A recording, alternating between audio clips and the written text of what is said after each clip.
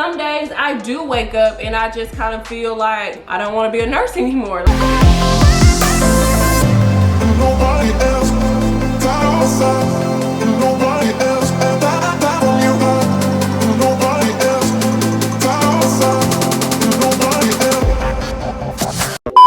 else. So what is up, my nurse space? It is your nurse babe, Carle Rae, and today I figured that I would do just kind of like a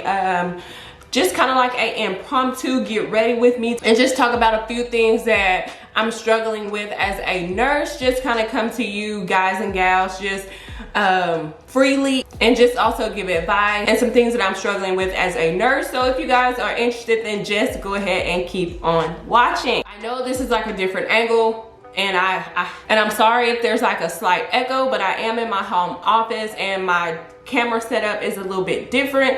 I'm doing makeup right now currently. Matter of fact, let me change this AC, honey, because it is hot in this office. All right, y'all, so today's topic is just pretty much, like I said, about some struggles that I am struggling with as a nurse myself. I'm an emergency room nurse, and I have been an emergency room nurse pretty much my whole entire career. I have done travel nursing, I have done some nursing in a nursing home, and I have done like a little bit of home health here and there. All right, so let's just go ahead and jump into this topic. I'm not going to talk about the things that I'm doing as far as in like makeup, because this is just like a simple get ready with me. So the main thing that I'm struggling with as a nurse is how not to be so jaded. So if you guys do not know what I mean by being jaded is the fact that when somebody comes in that's complaining of cough, cold, congestion, you know, nurses typically get that little eye roll, like, oh my God, another cough, cold, congestion type of thing. Like, or if somebody checks in with shortness of breath and they look like they're doing great, you know, you kind of just have those type of jaded, you have those type of jaded mentalities, and that's not to, and that's not done on purpose, but that's just more so of in our line of work, pretty much. Like, you know, you see a lot of BS. Like, don't get me wrong, you will see a lot of sick patients and everything like that, and you'll see a lot of patients that are really in dire need to be at the emergency room. But with the way that the healthcare system is set up now, that it's getting harder and harder for people to get in to see their primary care doctors, which makes our volume in the emergency room very, very high. And so with our volume being very, very high, we are very, very, very busy. And I mean, busy isn't a bad thing from a business standpoint. I will say that being busy is not a bad thing at all. But, you know, it's just, I'm trying to stop myself from becoming so jaded. Like, I went to a charge nurse meeting, and so pretty much in the charge nurse meeting, our nurse manager was pretty much saying that with us being charge nurses, we are leaders. So if our group of nurses that you're working with, if they are following up under you and you have that bad mentality or that jaded type of personality, then they will follow along and have that same type of personality. And don't get me wrong, I've been in situations where I've been like, oh man, another chest pain checking in or something like that, and it actually be legit, and I'm like, see, that is why exactly you don't need to be jaded. Because, you know, it's those situations where it's actually legit chest pain. Or if somebody checks in for chest pain and they say they've been having it for about a year, and so this time they are actually having an active heart attack, but they associated it with that chest pain that they've been having for over a year, which is probably something different because this time they are presenting with a heart attack. So I just try to get myself out of that mindset, because ultimately it will make me a better nurse. And so that's ultimately what I'm trying to be, is a better nurse for my coworkers and a better nurse for myself and for my patients. So that's one thing I will say that I am struggling with, is, you know, not trying to be so jaded and, you know, take every complaint at face value. So, you know, in the healthcare industry, you know how they say pain is what the patient says it is, you know? So I just want to keep that same mentality and make sure that it's not hindering me. My jadedness isn't hindering me as a nurse. And don't get me wrong, I think part of my jadedness is just because you know, we're just busy and overworked and overwhelmed at times, and so, you know, we just get in that rut or that mentality, and it can definitely, most definitely come back to bite you in the ass. And so, and I mean, it hasn't, now don't get me wrong, I haven't slacked up on what I needed to do as a nurse, so don't get me wrong about that at all. I'm trying to determine if I like this lighting situation because the sun is about like right here, and it's giving me that type of, it's giving me on camera, like, you see that sunspot up there, and like, I don't know. I'm sorry if the lighting situation is bad, guys, but just bear with me because I'm doing a different type of setup. But yeah, but don't get me wrong, I haven't stopped doing what I needed to do to be a good and effective nurse. It's just sometimes, you know, my mentality can, you know, be based off of how my mentality can change, and I can become jaded just off of how busy we are. And, you know, I know and I understand that that's not good to have that type of mentality. So I'm just trying to work on becoming better at that. So another huge thing that I have been struggling with, and you guys have asked me, and I'm assuming that you guys, since you're asking me, are experiencing the same things, but you guys are asking me about how I manage, you know, being a full-time mom and also working so many days and also doing YouTube and also, you know, being a full-time nurse and a full-time wife and mom at the same time. So don't get me wrong, that stuff is very hard to do, to juggle YouTube, to juggle another full-time job, and to juggle being a full-time mom, and to juggle being a full-time type of wife as well. It's very, very hard. So typically what I try to do on my off days, I make them count. You have to make your off days count with your family. And so what I like to do is like go ahead and get a calendar, and I'll show you guys my calendar set up in the garage, but it more so helps my husband so he can know like, hey, my wife is gonna be off this day, then, you know, we can plan something together on, you know, this time. And so that helps out a lot, is to have a calendar and like a planner of what's all going on for the week, so nothing gets missed or overlooked. And so don't get me wrong though, by the time that I get home from working, I am exhausted, especially now since we're in flu season. Y'all, hang on, let me open up this door because it is hot. Y'all, it's so hot that I literally had to go get like my fan out of my stepson's room and plug this bad boy up, y'all, because it is hot in here. Okay, perfect. So, but like I was saying, what was I saying? Like, you know, by the time that I get home, I'm super exhausted and tired, and I am just exhausted because all day I have catered to my patients and been there for them and waited on them hand and foot, and, you know, had to deal with a lot of like stressful situations because working in the emergency room during flu season, like, it's hella busy, like hella busy. And so it's very high paced and very stressful.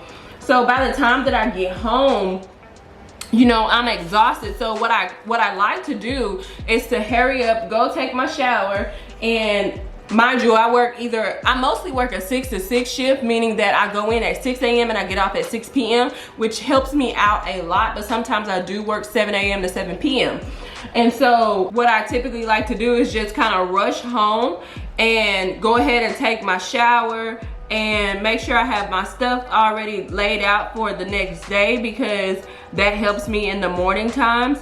But then shortly after that, I will go ahead and start, you know, hanging out with my family and things like that. And so, which is a lot of times why you don't see me upload. If you guys are looking at my upload schedule, I typically don't try to upload during the days that I'm actually working, because it's so hard, because by the time that I get off, I'm exhausted and I need to devote all that time to my family. So I don't typically like to try to record videos or upload anything, because then that means that my actual family gets fallen by the wayside. And so, I mean, and I've been gone from my son, like, so when I wake up, I typically wake up at like 4:30. I'm gone before he ever wakes up. And so by the time he gets home, by the time that I get home, you know, he hasn't seen me since, you know, the time that I put him to sleep.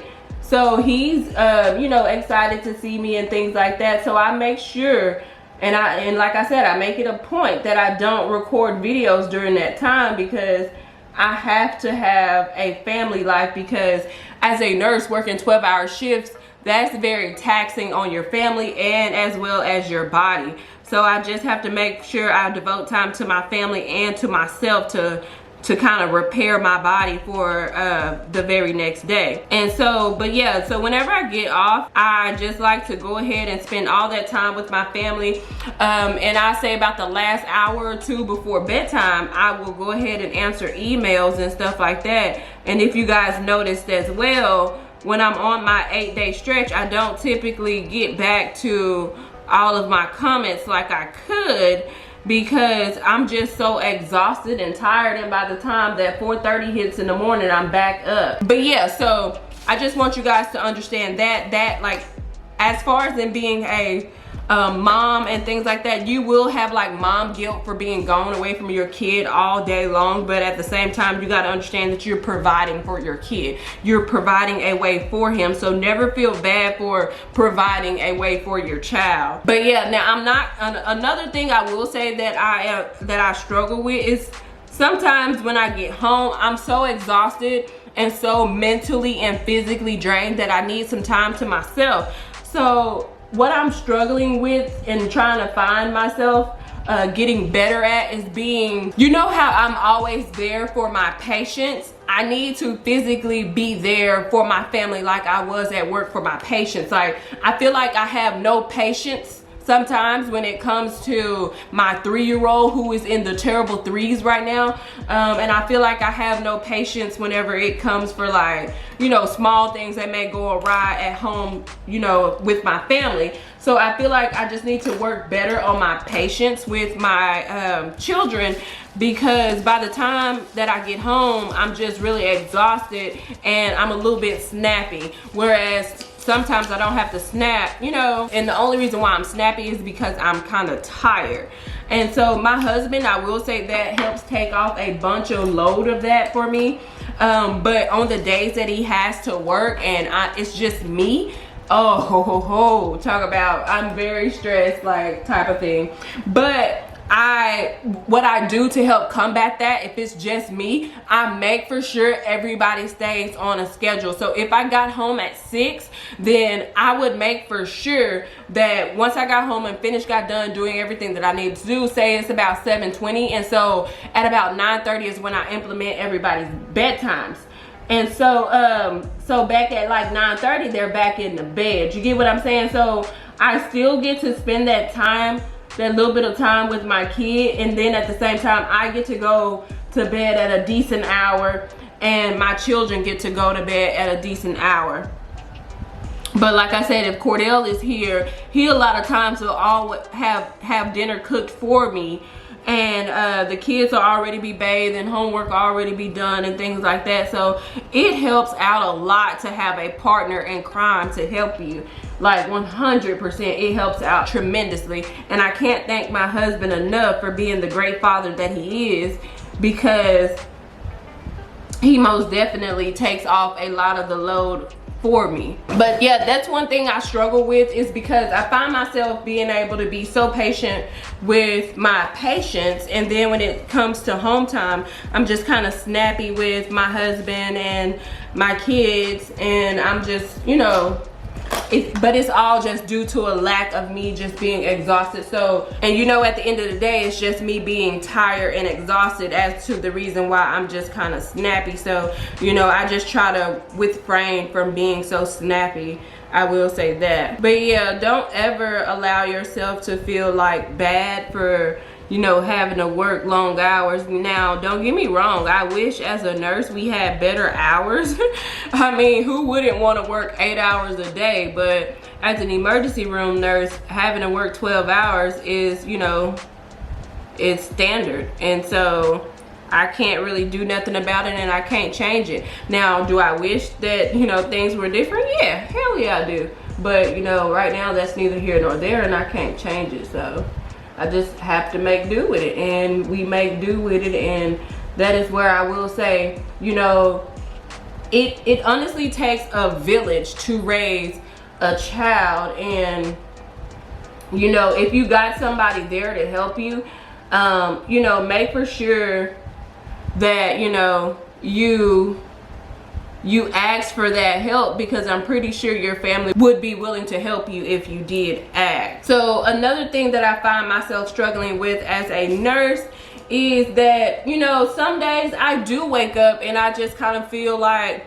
hey, I don't want to be a nurse anymore. Like, I want to be a full-time YouTuber, because I love what I do here on YouTube. I love inspiring other people. I love coming to you guys and talking to you guys about my experiences as being a nurse. If you guys do not know, healthcare is kind of changing. It's more so of like, it's a business at the end of the day.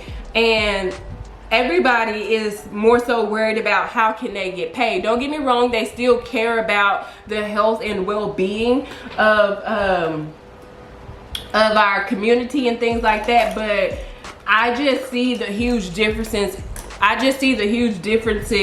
You know, in between having money and health insurance and not having money and no health insurance. So if I were you guys, I would 100% say, please, please, please, please, please get yourself some health insurance, because, you know, I've just coming from a family standpoint, you know, like right now our family is having, like, you know, issues. But yeah, just coming from a personal standpoint and background, like, you know, certain family members of mine have you know, felt the wrath of not having health insurance. And it's unfair, you know, honestly, because like certain treatments and things will be available to you if you had insurance. And, you know, if you don't have insurance, those same life-saving type of treatments aren't available to you. And it hurts my heart and it hurts my soul to know that healthcare is becoming that type of way. You get what I'm saying? Like, I feel like everybody should be entitled to good health care. You get what I'm saying? I really do feel like that. And like, healthcare, don't get me wrong, like people can afford it, but it's very expensive. So, and to be honest, healthcare is so just kind of double-sided. And so what I mean by that is that they tell you to get health insurance. Get it. Okay, so we got health insurance now, right? So say you want to have this procedure done and you feel that it's necessary for you, but your insurance company, who is somebody sitting behind a desk where you send your monthly premium and everything like that to, they're sitting behind that desk and it's like, no, I don't think this procedure is needed, so we're going to deny your claim. Like, what? I pay you X amount of dollars, and it can be upwards to $300, $400, $500, $600, and I just feel bad for those people that are in those circumstances where, you know, their insurance company is denying them a procedure. You get what I'm saying? So I just don't feel like it's fair to us as a consumer, you know, to say that, hey, no, we don't feel like you should have this procedure. We don't feel like it's necessary, so we're not going to pay for it. So you need to do it pretty much out of pocket. And these procedures are hella expensive at times. Like, who has like $6,000, $7,000 to just throw out at one time? Not very many of us have that type of money to just throw around. So that's why I'm just saying, like, And it even goes down as far as in like medications. Like some insurance companies require you to have a generic form of the medication, not knowing that, hey, this other medication, when my doctor gave me a sample, I felt like it worked better. So can my insurance company, you know, pay for this? And so the insurance company has the power to come back and then say, no, we want you to have the generic. Try the generic brand first. Well, but my doctor told me I needed this other kind though, which is like really expensive, but you're my health insurance company, so, and I'm paying you X amount of dollars, so why are you telling me that, like, you know, I can't get some type of medication that a physician who has a damn medical degree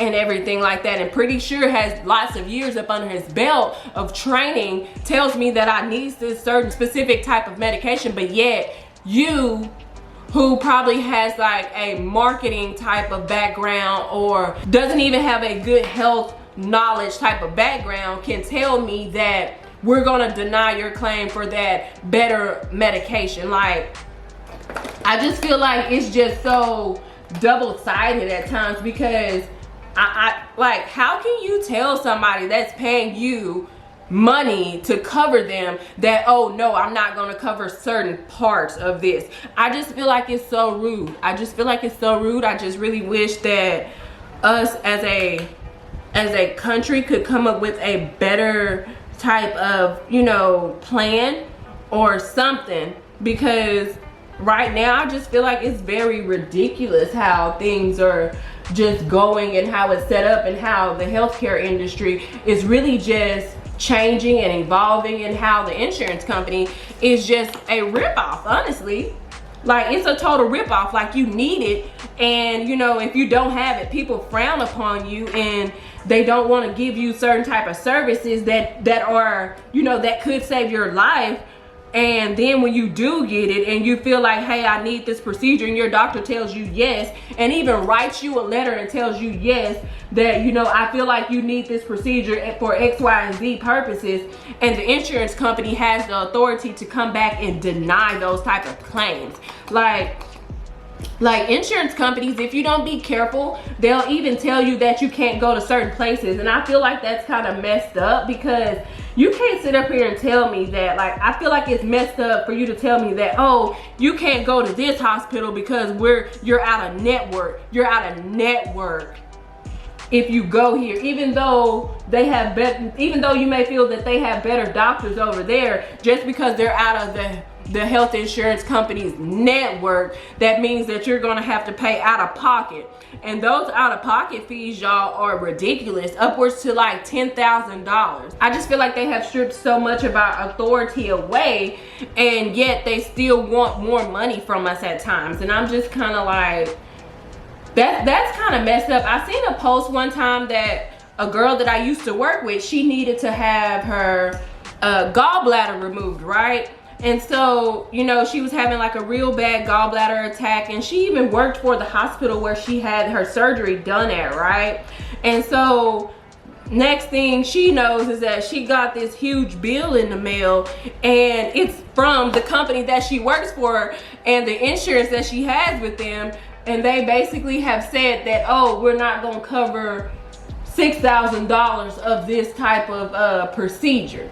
You need to cover that as the consumer. So you mean to tell me that I need to cover that $6,000 fee that I feel like that y'all should pay, and I need to still pay you $400-some a month for my monthly premium? Like, that is so, like, that's so ridiculous. So ridiculous. It's so messed up for us as consumers, because, you know, I just feel that we get the short end of the stick, and healthcare industries and health insurance companies are just flourishing off of the money. You get what I'm saying? So it's just kind of like with me, I don't ever really have to go to the doctor, and if I do, I just, you know, just kind of ask my doctor, what can I do at home to kind of help out or things like that. I don't typically have to go to the doctor like that. And I thank God for my good health to where I don't have to go to the doctor like that. But in the same token, I still have to spend money on health insurance, because you know, if I don't have it and lo and behold I have a situation where I do need it, you know, I'm there. But what happens to all that money that I'm spending? You get what I'm saying? Monthly. So I'm sending, you know, $300+ a month for me and my son, and if we never really just use it, if you total that up to about a year, hang on, let's do that math real quick. So 300 times 12 months out of a year, you just made $3,600 just off me. Just off me. And so that's why at times I'm just kind of like, healthcare, how it's changing and all the things that's going on right now, it's just horrible. It's really, really horrible. And I remember that one time, like, you know, and don't get me wrong, I love President Obama, but when the Obama Act came about and he just said that pretty much everybody should have health insurance, and I was travel nursing at this time, and my insurance with my travel agency for me and my son was $800 a month, and I just feel like that was ridiculous. And so I went through the Obama healthcare, what do you call it, the marketplace for health insurance, and so I ended up spending about $400, so half the amount that I would pay if I took it out with my travel agency. All right, so time came for me to get ready to have my kid, right? Well, they pretty much told me to have my kid, it was gonna be upwards to like $8,000–9,000 some dollars, and I was gonna have to pay out of pocket like $3,500. And so I asked them, what's the cash price of that? Like, for me to go into the hospital and have a vaginal delivery, what is the cost of that? Do y'all know the cost of a vaginal delivery here in my area was only $1,500? Just as I thought. Trash. So I was like, it's pointless for me to have health insurance then, because I don't feel like I should have to pay my deductible of $3,500, you know, just to have my baby, when I can have my baby for $1,500 for the cash price. So I ended up dropping my insurance because I just thought that it was a scam and it was a ripoff. I dropped the insurance, and then time came around for me to file my taxes, right? So for half the year for majority of the year I had health insurance, but at the end of the year I dropped it because I found out how much it was gonna be for me to birth my kid, you know, and not have insurance. And so I took that route and I just saved up my money to have my kid. Well, when I went to file my taxes, I got penalized for not having insurance for those last few months. And so that was one personal issue that I did not like about that healthcare reform that came about with Obama, because they base it off of income, and it was just like, it was just ridiculous to me.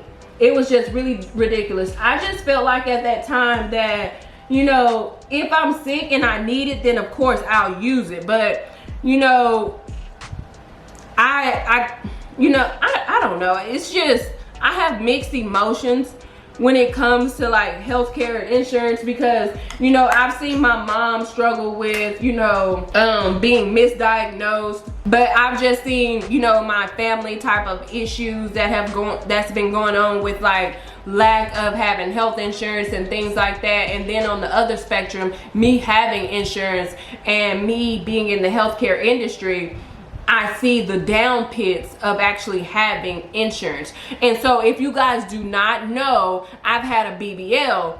All right, cool. So with my BBL, it was an elective surgery and I completely paid for it out of pocket, right? Cool. And so I needed a echocardiogram, right, to be cleared to have my surgery.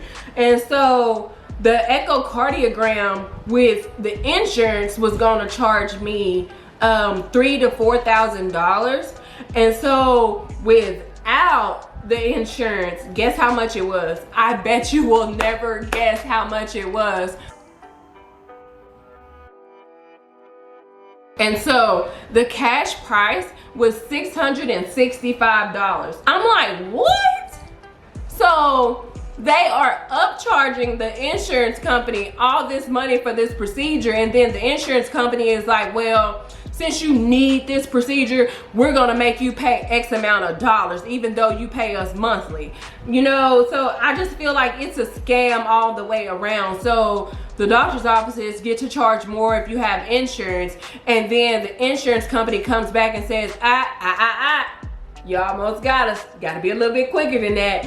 And so they then in turn come back to you and tell you that you need to pay $2,000 to $3,000, when in all honesty, the cash price for the procedure is a whole lot cheaper than even filing it on your insurance. It's either damned if you do, damned if you don't type of situation. And I just hate that it's become this. I really wish that we could have something more efficient and effective for everybody in the United States, because where it stands right now is just really, really, really horrible. I was never taught these things right here that I'm talking about in nursing school. In nursing school, everything was like a perfect realm. Everything was perfect. Everybody got treated like beautifully, and you know, things just coincided perfectly. Things just fell in place magically and everything was great. But it's the furthest from the actual truth, because at the end of the day, ultimately what I wanted to do was to go to school to help people. I don't care specifically, you know, if they have insurance. I still want to treat everybody the same. You get what I'm saying? And I still, as a nurse, still treat my patients the same, you know, whether they have insurance or not. But, you know, I just wish the healthcare industry in a whole treated everybody equally and didn't make it so hard for us as consumers to, you know, and who's paying for these type of, for this coverage. I just wish they made it a little bit better for us as consumers. That's my spiel on as to why sometimes I just wake up and I feel like I don't physically want to be a nurse. Hang on, y'all. Let me finish up lining my lips, because I cannot talk and line my lips. Oh, I just fucked up.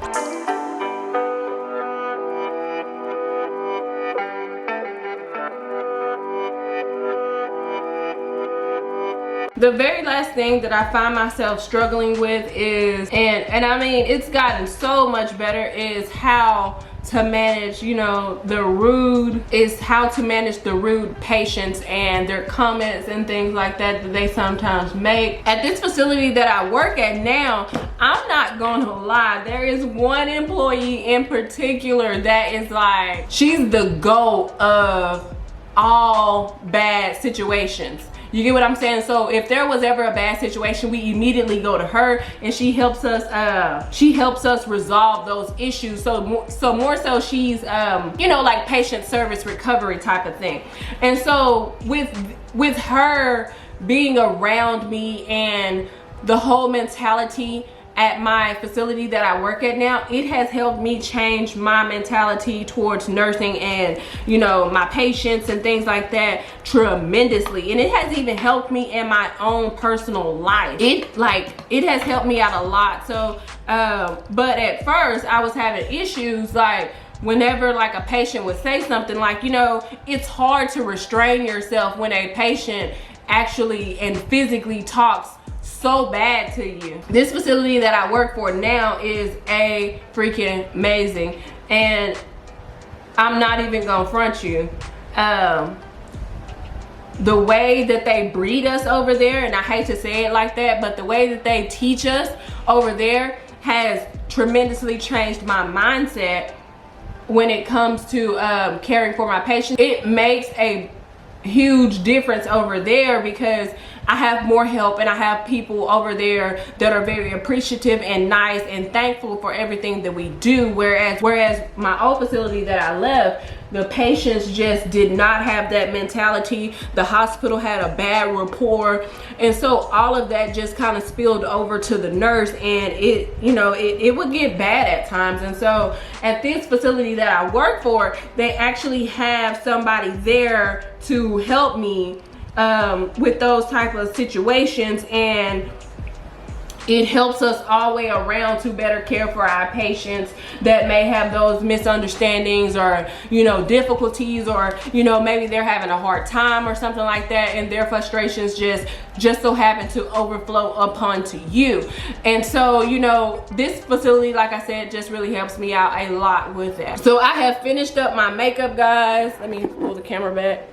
So I have finished up my makeup. This is what we're looking like, and I'm gonna go ahead and run my errands for the day. But yeah, guys, I hope this video was very, very helpful and insightful for you guys. If you guys feel the same way sometimes that I feel, then please let me know how you guys feel down in the comments down there, and I will catch you guys and gals in my next one. Bye, babies. No, 'cause I don't mind taking my time to stay in